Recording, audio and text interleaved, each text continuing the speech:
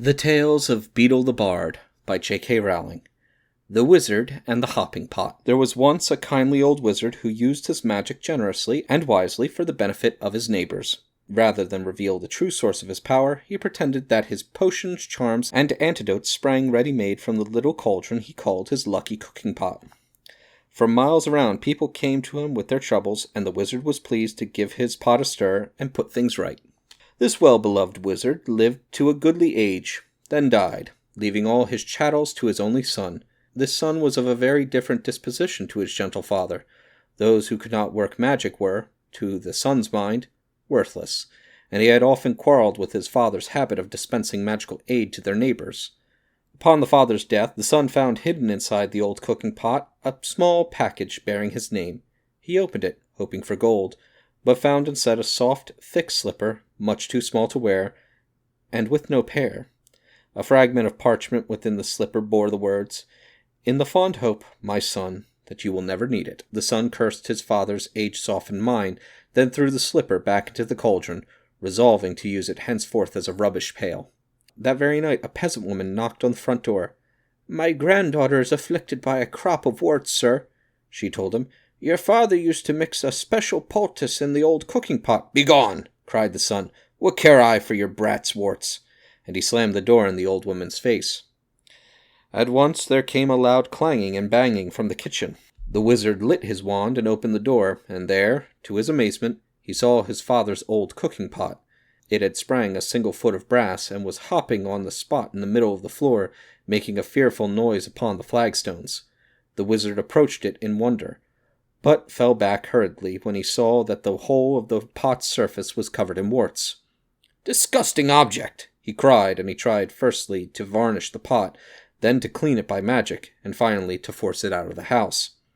None of his spells worked, however, and he was unable to prevent the pot hopping after him out of the kitchen, and then following him up to bed, clanging and banging loudly on every wooden stair.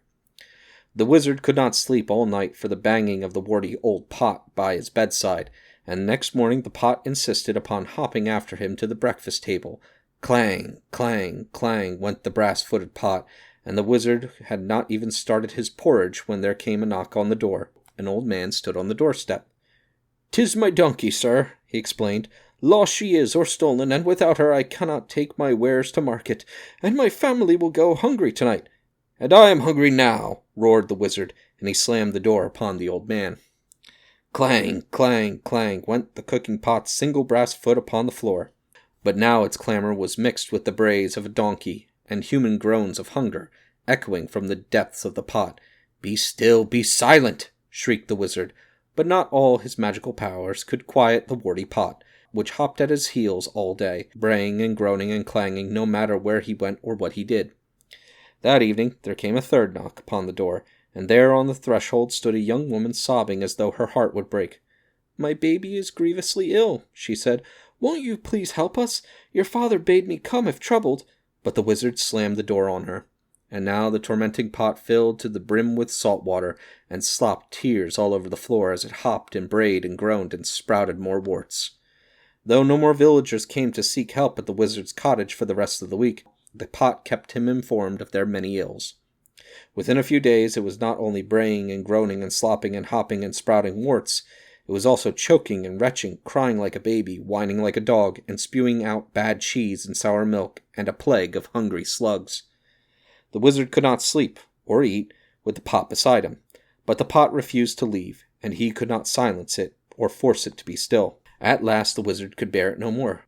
"Bring me all your problems, all your troubles, and your woes!" he screamed, fleeing into the night with the pot hopping behind him along the road to the village. "Come, let me cure you, mend you, and comfort you. I have my father's cooking pot, and I shall make you well." And with the foul pot still bounding along behind him, he ran up the street, casting spells in every direction. Inside one house, the little girl's warts vanished as she slept. The lost donkey was summoned from a distant briar patch and set down softly in its stable. The sick baby was doused in dittany and woke, well and rosy. At every house of sickness and sorrow the wizard did his best, and gradually the cooking pot beside him stopped groaning and retching, and became quiet, shiny, and clean. "Well, pot?" asked the trembling wizard as the sun began to shine. The pot burped out the single slipper he had thrown into it, and permitted him to fit it on the brass foot. Together they set off back to the wizard's house, the pot's footsteps muffled at last.